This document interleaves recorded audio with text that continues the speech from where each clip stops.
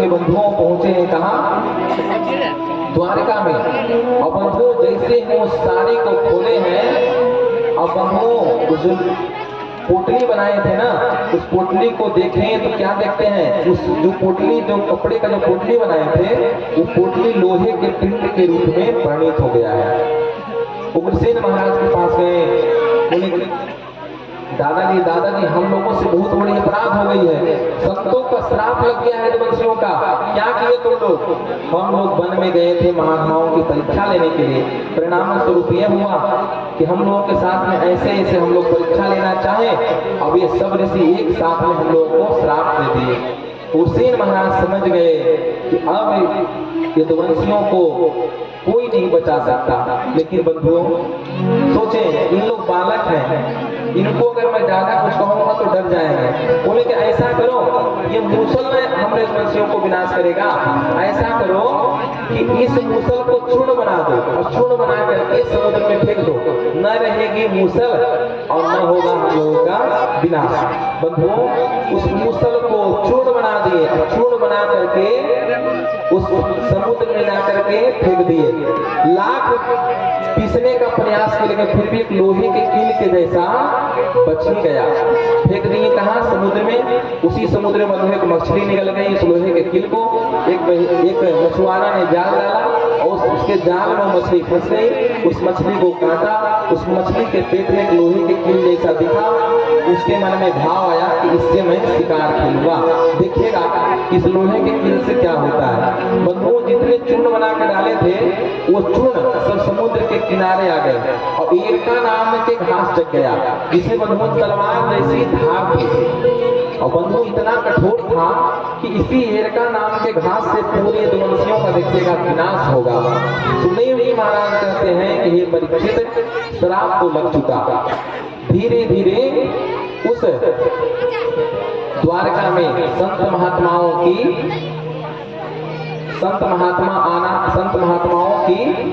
कमी हो गई आना।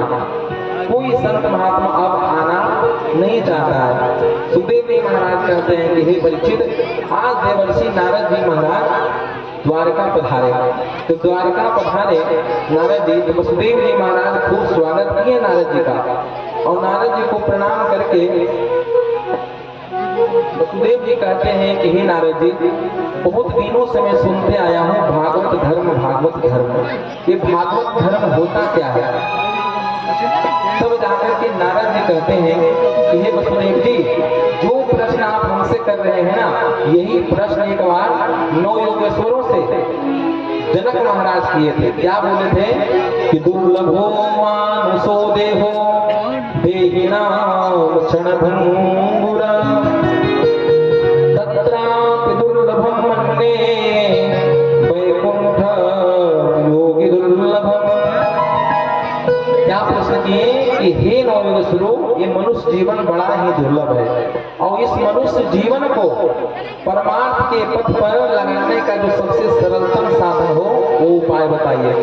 तो हे वसुदेव जी, जो उत्तर 9 योगेश्वर दिए थे जनक जी महाराज को, यही उत्तर मैं आपको देता हूँ। क्या बोले कि कायेन वाचा मनसेन्द्रियैर्वा बुद्ध्यात्मना वा प्रकृति स्वभावा करोमि यद् यद् सकलं परस्मै नारायणायेति समर्पयेत्।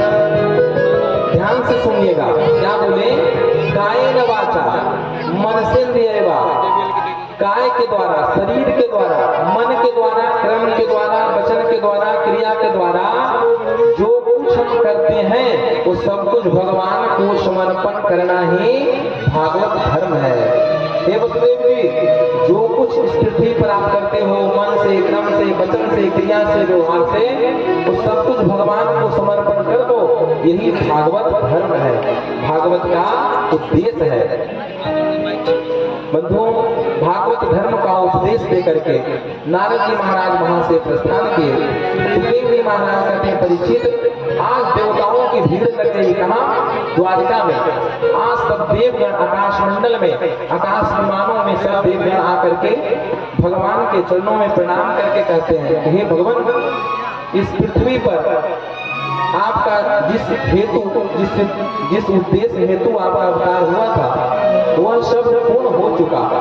आप वचन दिए थे कि 125 वर्ष मैं पृथ्वी पर रहूंगा, फिर पुनः वापस आ जाऊंगा। हे भगवान, 125 वर्ष पूर्ण हो चुके, अब आप चलिए कहाँ? भगवान कहते हैं हे देवताओं, ये बताओ मेरा अवतार किस लिए हुआ था? बोलेंगे धर्म की स्थापना करने के लिए। तो क्या धर्म की स्थापना हो गई? बोल तो गई भगवान। पूतना मर गई, सत्यासुर, अघासुर, बकासुर, धनकासुर, प्रलंबासुर, देवमासुर, केसी, शिशुपाल, दंतवक्त, विदूरथ, जरासंध, सारे असुर तो मारे जा चुके। अब कौन बचा है भगवान? बोले कि हे देवताओं, सबसे बड़ा जो इस पृथ्वी का भार है वो हमारे अपने ही वंश है।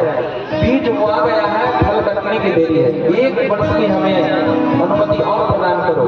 1 वर्ष के भीतर मैं पुनः अपना लीला को स्मरण करके अपने धाम को प्रस्थान करूंगा। बंधुओं, समस्त देवगण सब वहां से चले गए। सुखदेव जी महाराज कहते हैं कि न जाने कहां से उद्धव जी महाराज को पता चल गया। उद्धव जी को पता चला कि भगवान कृष्ण लीला संपन्न करके तो धाम गमन करने वाले हैं। बंधुओं, उद्धव जी महाराज आए कहा? भगवान के पास। हे प्रभु, हम सुने हैं कि आप लीला संपन्न करके चले जाएंगे। जब लीला संपन्न करके चले जाएंगे प्रभु, तो हमारा क्या होगा? मैं भी आपके साथ ही चलूंगा प्रभु। आपके बिना इस पृथ्वी पर एक पल भी नहीं रह सकता।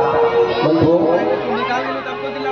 भगवान कहते हैं कि उद्धव, मेरा जाना आना कहीं नहीं होता है। भक्त मुझे देख लेते हैं तो कहते हैं भगवान आ गए, और भक्त नहीं देखते हैं तो कहते हैं भगवान अब तक ध्यान हो गए। हे उद्धव, मेरा तो कण कण में वास है उद्धव, मेरा तो कण कण में वास है।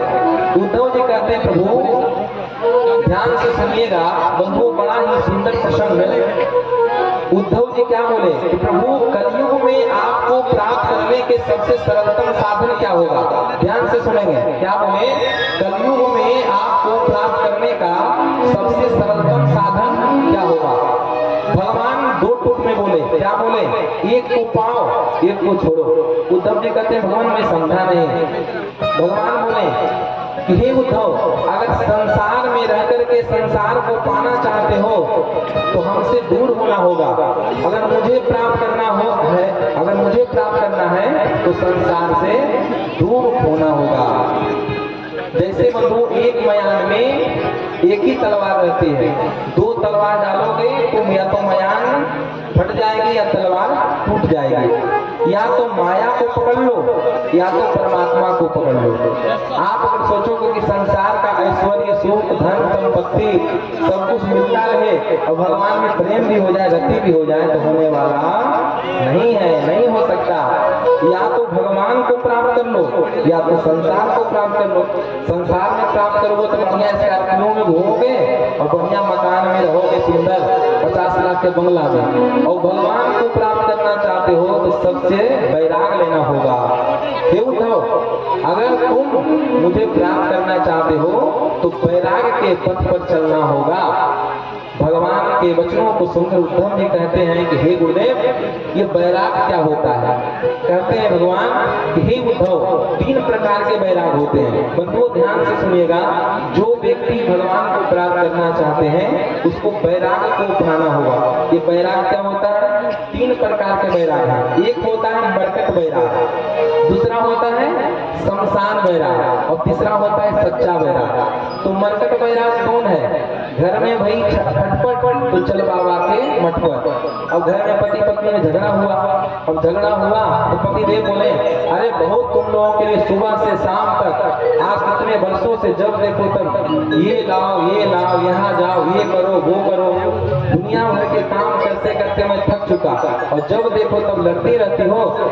नेक्स्ट बार अगली बार अगर कोई झगड़ा अगर तुम किए तो मैं सीधा मैं वृंदावन चल जाऊंगा, कुटिया बना करके रहूंगा, फिर तुम्हारे घर की ओर मुड़ूंगा भी नहीं। मन में वैराग जगा, और बंधुओं वैराग जब जगा तो चल गए कहाँ?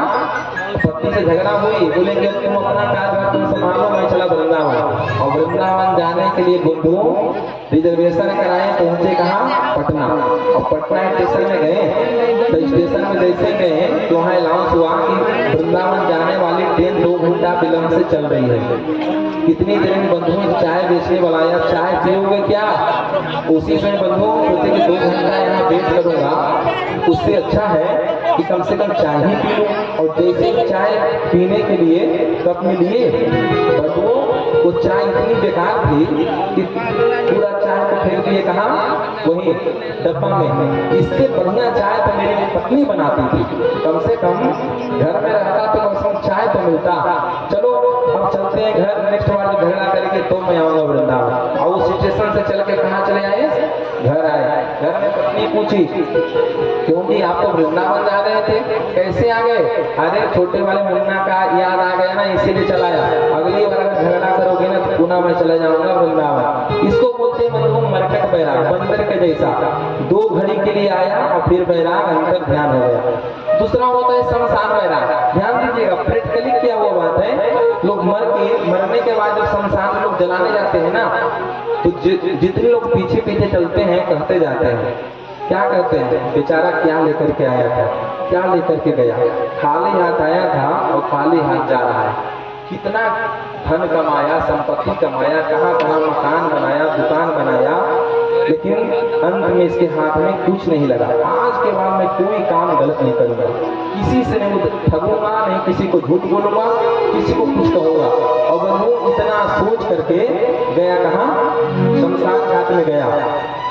और मान लो मुर्दा जलाने में विलम्ब हो गया, रात्रि हो गई, और जलाने के पश्चाताप क्या हुआ, बाद जब अर्धरात्रि में जब वहां से घर आए अपने मुर्दा जला करके, तो रात्रि हो गई। पत्नी बोली, क्यों जी इतना विलम्ब कैसे लगा दिए आने में? अरे क्या बताऊं, आजकल मरने वाले लोग भी समय देखते नहीं मरते हैं। यानी कि संसार में तो बड़ा ज्ञान की बात कर रहे थे, और घर आते ही वही 84 का चक्कर, फिर वही पत्नी, वही मकान, वही दुकान, वही झूठ, वही लंघन। तो बंधुओं ऐसा संसार बैराग से भी कुछ होने वाला नहीं है। तीसरा बैराग है सच्चा, उसके लिए बंधुओं ने न वृंदावन जाने की आवश्यकता है, न केदारनाथ जाने की आवश्यकता है, घर को ही वृंदावन बना लो। और बंधुओं जो मिल जाए उसमें ही प्रसन्न रहना सीखो। पत्नी भोजन दे दी तो कृपा, नहीं दी तो कृपा। नमक रोटी मिल गया तो गोविंद की कृपा, 4 प्रकार का सब्जी मिल गया तो कृपा। बंधुओं एक रस रहना जो सीख ले उसी को बोलते हैं सच्चा बैराग। और बंधुओं उद्धव जी, भगवान कृष्ण कहते हैं कि हे उद्धव, जब तुम्हारे भीतर ऐसा बैराग आ जाएगा ना, तब जाकर के तुम मुझे प्राप्त कर लोगे। हे भगवान, ऐसा बैराग को प्राप्त करने के लिए क्या करना पड़ेगा? हे उद्धव, जो उपदेश यदु महाराज, जो प्रश्न यदु महाराज दत्तात्रेय जी से पूछे थे, वही उत्तर मैं तुम्हें देता हूँ। बंधुओं एक बार वन में यदु महाराज भ्रमण कर रहे थे, और दत्तात्रेय जी महाराज एकांत में भजन कर रहे थे। यदु महाराज पूछे कि आप इस जंगल में कैसे रहते हैं, आपका इतना मोटा शरीर, इतना लंबा चौड़ा, आपको यहाँ नहीं भोजन मिलता है, नहीं कुछ मिलता है, फिर भी आप इतने हष्ट पुष्ट कैसे हैं? तो दत्तात्रेय जी क्या बोले, हे यदु, मैंने अपने जीवन में 24 गुरु बनाए हैं, शिक्षा गुरु, इसीलिए मैं अब भूत बन गया हूँ, बैरागी बन गया हूँ। तो भगवान कहते हैं कि जो उत्तर यदु महाराज के उत्तर दत्तात्रेय जी दिए, वही उत्तर हे उद्धव मैं तुम्हें सुनाता हूँ। बंधुओं इन 24 गुरुओं की शिक्षा आप संक्षेप में ही श्रवण करें। भगवान कहते हैं कि पृथ्वी को गुरु बना के क्या सीखे, सहनशीलता। बंधुओं पृथ्वी धरती माता में हम लोग 4 घंटे से बैठे हुए हैं, लेकिन धरती मैया कभी कही क्या कि मैं थक गई हूँ? नहीं, पृथ्वी बंधुओं सहनशील होती है। पृथ्वी से सहनशीलता सीखना चाहिए, वायु से एक रस रहना सीखना चाहिए, आकाश से क्या सीखना चाहिए? आकाश बंधुओं, आकाश देखने में विस्तार लगता है, जहाँ से देखोगे वहां से विस्तार लगेगा। उसी प्रकार से बंधुओं शरीर का विस्तार होता है, आत्मा का कोई विस्तार नहीं होता है। आत्मा जैसे बचपन में था वैसे ही बुजुर्ग होने के बाद भी वैसा ही रहता है। चौथा जल से सीखें, संत का जो बैराग के पथ पे चलना चाहते हैं, संत जैसी वाणी मीठी होनी चाहिए, जल के जैसा। कहते हैं ऐसी वाणी बोलिए मन का आपा होय, औरों को शीतल करे आप वो शीतल हो। अग्नि को गुरु बना करके पवित्रता सीखे, चंद्रमा से शीतलता सीखे, सूर्य को गुरु बना करके बनो एक रस रहना सीखे, कबूतर को गुरु बना करके सीखे कि कबूतर बनो कैसे फंसता है, आसक्ति के कारण फंसता है। जो संत वैरागी बनना चाहते हैं उसको कभी किसी का आसक्ति में नहीं फंसना चाहिए। अजगर के गुरु बना करके कभी किसी को चाकरी नहीं करना चाहिए, उसके बिना ही वो भोजन देगा तो हमारा भोजन चलेगा, नहीं। संत को अलमस्त रहना चाहिए अजगर के जैसा। अजगर करे न चाकरी, पंछी करे न काम, दास मल पर कह गए सबके दाता राम। वो 10वां सागर को गुरु बनाए, 11वां पतंगा को गुरु बनाए, 12वां भौरा को गुरु बनाए, 13वां मधुमक्खी को गुरु बनाए, 14वां हिरण को गुरु बनाए, 15वां मछली को गुरु बनाए, 16वां वेश्या को गुरु बनाए। ये तो महाराज पूछे महाराज वेश्या को गुरु ये क्या? बोले एक पिंगला नाम की वेश्या थी, वो सुबह से शाम तक सर धज के बैठती थी बंधुओं, लेकिन उसके रूप लावण्य माधुर को देखने के लिए एक भी पुरुष उससे नहीं आया। उसके मन में भाव जगा कि देखो तो सही, जितना इस हाड़ मांस के पुतला के लिए जितना इंतजार की, अगर इससे अगर 10 मिनट ज्यादा इंतजार भगवान के लिए कर लेती तो भगवान मिल जाते। तो उसी दिन बंधुओं उसके मन में बैराग जग गया कि आज के बाद मैं किसी के इंतजार में नहीं करूंगी। ये दृश्य तो महाराज खिड़की से देख रहे थे। ये तो महाराज कहते हैं मैं उस वैश्या को भी गुरु मान लिया, क्योंकि उससे क्या सीखा कि संत महात्माओं को कभी किसी का इंतजार नहीं करना चाहिए।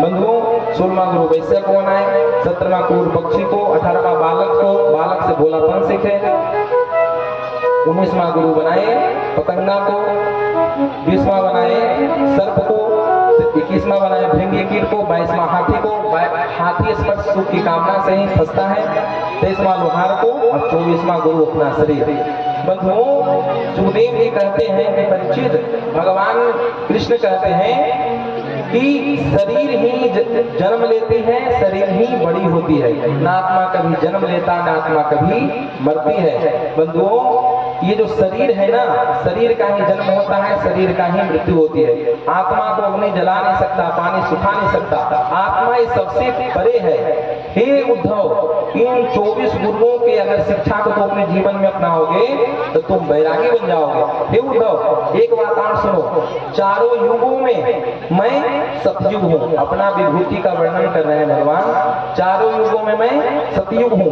वेदों में मैं साम वेद हूँ, अक्षरों में अ हूँ, मंत्रों में ओम हूँ, आकार में हूँ हूँ, गाय में हविर्धानी गाय हूँ, हाथियों में ऐरावत हाथी हूँ, धातुओं में सोना मेरा अपना स्वरूप है, मणियों में पद्मराग मणि हूँ, कवियों में शुक्राचार्य हूँ, ब्रह्मनिष्ठों में बृहस्पति हूँ और पुरोहितों में वशिष्ठ हूँ, भक्तों में प्रहलाद हूँ और प्रेमियों में हे अर्जुन जो तुम हो सो मैं हूँ और जो मैं हूँ सो तुम हो, तुम में मुझ में कोई भेद नहीं है। हे उद्धव जिनका मैं अपने विभूति का वर्णन किया, इनको देखने के बाद मेरा ही स्वरूप का तुम स्मरण करना और चले जाओ बद्रिकानाथ धाम, वहीं रह करके तुम तपस्या करो और मैं वहीं तुमको मिल जाऊंगा।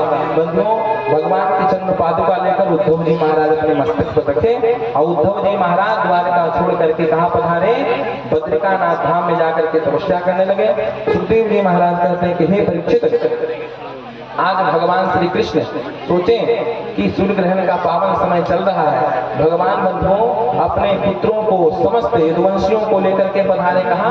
प्रभासक क्षेत्र, जहाँ वो जो चूर्ण पीस करके जो लोहे का पिंड जो बनाए थे ना, उस पिंड को चूर करके जो समुद्र में फेंके थे, भगवान सबको वहीं ले गए। भगवान सोचे इनका अंतिम समय आ गया है, अगर इन लोग यज्ञ हवन पूजन पाठ करेंगे तब जाकर के इनका उद्धार हो जाएगा। लेकिन बंधुओं जाको प्रभु दारुण दुख देही ताकि मती पहले हर नहीं। बंधुओं धीरे धीरे तो यज्ञ पूजन पाठ किए और पूजन पाठ करने के बाद सब मदिरा पान करना प्रारंभ किए और भगवान श्री कृष्ण के पुत्र ही सब कोई मदिरा पीने लगे और धीरे धीरे यह हुआ परिणाम कि आपस में तू मैं करके आपस में एक दूसरे से लड़ना झगड़ना प्रारंभ कर दिए। भगवान कृष्ण बलराम समझाने के लिए अरे पुत्रों ये सब तुम क्या कर रहे हो? भगवान को मारने के लिए दौड़े। भगवान कृष्ण कहते बलराम भैया हम लोग यहाँ से चलो, अब हम सबकी लीला यहाँ संपन्न होने वाली है। बंधुओं भगवान के ऊपर टीले में चढ़ गए और आपस में सारे यदुवंशी आपस में लड़ झगड़ करके बंधुओं एक दूसरे पर प्रहार करके मारने लगे। जब सब अस्त्र शस्त्र जब समाप्त हो गया तो जो एरका नाम के घास जगी थी कहाँ, समुद्र में, उसी एरका के घास को वो जैसे ही हाथ में लेते तो कठोर वज्र के समान हो जाता और उसी घास से एक दूसरे पर प्रहार करके सारे यदुवंशी मारे गए। आज प्रथम बार बलराम भैया भगवान के चरणों में प्रणाम करते हैं, प्रभु इस युग में इस लीला में बड़े भैया के भूमिका निभाने का मुझे सौभाग्य प्राप्त हुआ। वास्तव में मैं आपका तो दास हूँ, आपका सेवक हूँ। हे भगवान, हमसे कोई अपराध हुआ हो तो उसे क्षमा कीजिएगा और मुझे मुक्ति प्रदान करें। मैं अपना लीला संपन्न करना चाहता। बंधुओं, भगवान आज्ञा दिए, बलराम जी महाराज समुद्र में प्रवेश कर गए। एक बार प्रेम से बलराम भैया की।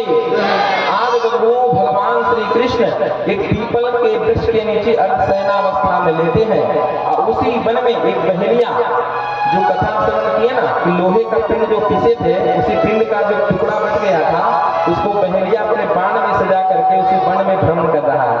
भगवान उस श्राप को वो अपने ऊपर भी स्वीकार किए, क्योंकि भगवान स्वयं यदुवंशी थे।